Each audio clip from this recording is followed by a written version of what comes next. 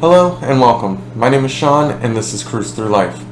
In this video, I want to talk to you about why I always sail in an inside cabin and why you may want to sail in one as well, and 2 reasons why maybe you might not want to. Let's get the big one out of the way. Cost. Sailing in an inside cabin is always the cheapest option, which allows me to do more cruises. Now, being that it is the cheapest cabin, it also is the smallest cabin, but honestly that's just fine for me. I'm usually sailing alone or sharing a cabin with my mom, so it's not really a big deal. The next reason I like inside cabins is they are dark, and I mean dark. If you're one of those people who like to sleep in a room as dark as possible, then an inside cabin is for you. Of course, you're going to have some light slipping in from under the door, but honestly, other than that, it doesn't get much darker. This also means if you want to sleep in a bit in the morning, you don't have that light coming in to wake you up from a window. It's also great if you want to bring a travel projector to watch movies. Having the room nice and dark means that it will show up that much better on the cabin wall. I'm a firm believer that if you are spending enough time in your cabin that the small room is a problem for you, then you're probably missing out on all the amazing things your ship and cruise vacation have to offer. I spend so little time in my cabin that the small space doesn't really bother me. I'm basically in there to shower and sleep, although I do usually watch some TV before going to bed. I don't feel I'm in the room enough to justify the extra cost. Another reason to consider an inside cabin is it's quieter than, say, an ocean view or a balcony, being that you are on the interior of the ship. You don't have noise bleed from outside. Now, some people may like the sound of the ocean from their window or balcony, and that's cool. Personally, it doesn't mean much to me one way or the other, but the rooms are not completely soundproof, so the caveat to this benefit is it does depend on what is around your cabin. If you're above or below the nightclub or the Lido deck, you're going to hear all of that, so do keep that in mind when booking an inside cabin. Inside cabins tend to experience less motion, especially on lower decks and midship.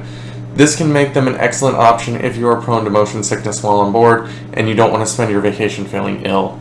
Of course, Dramamine or Bonine can help with motion sickness, but these are not always 100% effective, and being able to go somewhere with less motion to lie down can be helpful. It's also more private in an inside cabin. Now, you may be thinking my ocean view or balcony cabins are private too, and they are, but not as private as you might think. When you're docked in port next to another ship, or even if you're not, people can see into your balcony from another ship, the pier, or even other balcony cabins on your ship. Cruise crew are always doing maintenance on the ship and may be on the exterior of your balcony or window depending on what is out there and what maintenance needs to be done, especially if you have an obstructed view with a lifeboat that needs to be regularly inspected. My first cruise I was on, I was in an obstructed ocean view cabin, and I remember one of the sea days I was taking a nap in the cabin and I woke up from some strange noises and I see someone's legs right outside my window because they were inspecting the lifeboat that was out there, so it's definitely something that happens. If you enjoyed this video, please subscribe to my channel with the notification bell on and all that other YouTube stuff. We all know the spill, right? Now, one time that I would not like to be sailing in an inside cabin is if I were doing a cruise in an extremely scenic place.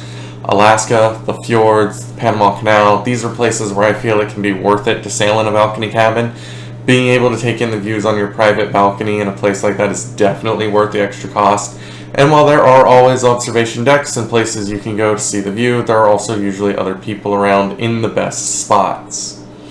The other reason why it may be worth an upgrade to a higher class cabin is if you are celebrating a special occasion, it might be worth the splurge. If it's your honeymoon, a big anniversary, graduation, or birthday, these may be reasons you want to have a higher class experience.